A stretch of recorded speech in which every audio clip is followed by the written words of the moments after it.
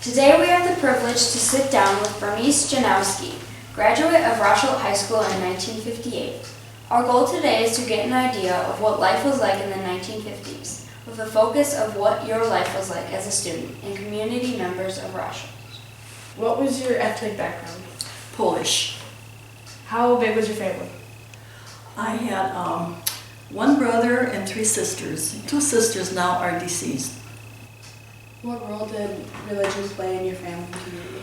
Religion was important in our family. We always made sure we went to church on Sunday, unless we were sick. In regards to the Great Depression, was your family affected? Not to my knowledge. Could you describe the typical school day at Rosholt? Typical school day, get up in the morning and go to school, and I enjoyed my high school days at Rosholt High School. I transferred from P.J. Jacobs my sophomore year because of the potato vacation that they were offering at Rosholt High School, which helped us get our fall harvest ready. Otherwise, I had to miss 2 weeks of school to help out on the farm pick potatoes, which was not that good for being behind with my schoolwork, but that's the way it was. What did kids wear at school? Well, I don't remember wearing jeans. We wore slacks, skirts, and dresses mainly. Was there a dress code? Yes, there was. We couldn't wear shorts to school, I know. What high school sports were available? I think basketball was available, but I was not involved in those sports. In school, were there a lot of new kids? No, not to my knowledge. So was it kind of unique how you went from P.J. Jacobs to Yes. Rosholt as a freshman or sophomore? Yes, it was. It was amazing how friendly the kids were there, and I was friends with everybody. In fact, it seemed like at PJ there were so many cliques and different things, and some of them, especially the city kids, thought they were so much better than I. It's just a unique atmosphere. We were 3 memorable years. Did many kids finish high school? If not, where did they go? There were some kids that did not. I would say they quit school as soon as they turned 16 years old, because that's the way it was. If you were 16, you didn't have to continue school. But I know there were at least 4 or 5 kids that did not finish high school. And then they regretted it and went to tech school or wherever they thought would fit best for them. What school clubs were you a part of? School clubs, I was in Glee Club. I think one school play.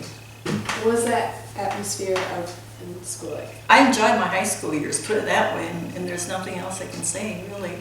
What technology was available to you as a student? Battery-operated radio.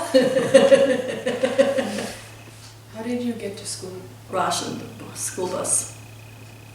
What classes did you take, and did you have any choices in your scheduling? English, math, typing, shorthand, home ec, which I enjoyed home ec all my life because of all the cooking contests I've entered. I won over 100 cooking contests. I traveled all over the states, including Hawaii, and won many prizes. What was school discipline like compared to today? Well, you always had to be on time for school and classes. And if you weren't, or if you acted out, who typically was the person that was the disciplinarian? It was the teachers or the principal. What options did you have after graduation for jobs? There were all kinds of jobs, especially factory jobs around here. It seemed like there were up-wanted signs all over. You could get all kinds of factory jobs, office jobs. What was Main Street like in its prime? Quiet, I think. It was downtown Rosholt, and there was like one restaurant, a grocery store, gas stations. What was the most popular form of entertainment? I remember in 58, 59, Johnny Cash was my favorite music. I remember being downtown Rosholt, and all the jukeboxes, they would play. I walked the line over and over and over again.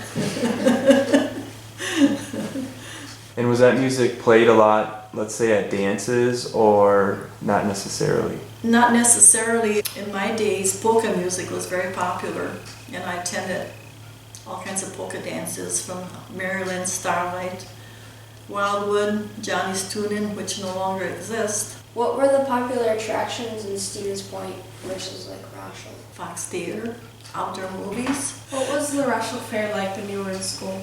Oh, Rosholt Fair, that was the highlight of the year. I was at Rosholt Fair every year. What was your favorite part of the Rosholt Fair? My favorite part was the rides and all the displays and all the forage displays that the high school kids had brought in. Cotton candy. What kind of jobs did teens have and how often did they work? Oh, they used to pick cucumbers and pickles. Some get a job in a restaurant. I had to pick cucumbers and pickles, and sometimes I worked for $5 a day, and that was big bucks. Did you stay in the community? Yes. What was the type of work women did compared to men during this time? I remember more or less office jobs were what women would do. I think factories, it's more or less, that would be a job for a man. Did most people have their own small farms or just one big one in the area? Most people had small farms. Everybody was farming in those days. What would a vehicle cost in those days? I remember my dad bought a car in 1955. I think he paid $2,500. Brand new car too, brand new Chevy. Gas was 25 cents a gallon. Was it typical to own an automobile when you were in high school? No, you're lucky if you could borrow your dad's car to go to a prom. How was homosexuality perceived back in the day? Never heard of it. If they were homosexual, there was no way that we could recognize it. What was your favorite part about the Rosholt community? Just a nice atmosphere, I guess. Do you have like a favorite high school story? I went to all the proms. That was a special event. Did you have a lot of other school dances besides prom? There was a fall dance.